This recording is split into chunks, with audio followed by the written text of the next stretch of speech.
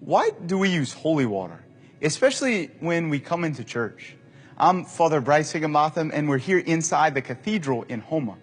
And the reason that we use holy water, especially when we come into church, is because the holy water brings us back to baptism. A couple weeks ago, I flew across the country to baptize Maximilian.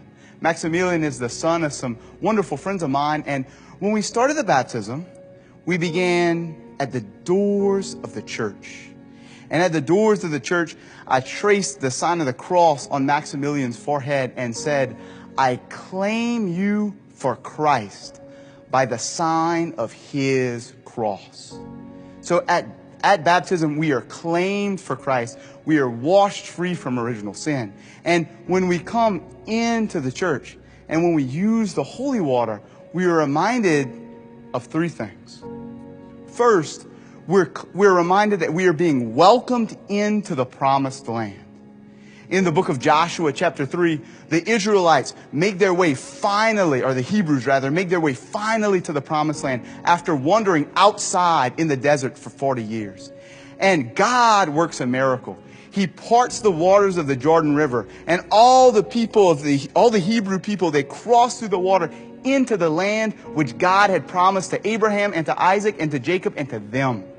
And just so you and I, when we dip our hands in the holy water font, we know that we are coming into heaven, into the church, into the land which God has promised to us. So when we use the holy water, we know that we are coming into the promised land. Second, holy water cleanses us, if used with devotion, of our venial sins. If used with devotion, holy water cleanses us of our venial sins. So when I blessed this water right here in this font, I said these words: "Almighty Lord and God, we ask you to bless this water which we use in confidence." Why? To implore forgiveness for our sins. Because as at baptism, original sin is washed away and we become children of God, so too, when we use this blessed water with devotion, our venial sins are wiped away and we are brought more closely into communion with God. Finally, we use holy water when we come into church, and we even take holy water home and use it at our houses because holy water banishes the power of Satan. That prayer by which I bless this water, it continues. It says, not only do we ask God to implore forgiveness for our sins, but also to obtain the protection of your grace, of God's grace, against all illness and every snare of the enemy.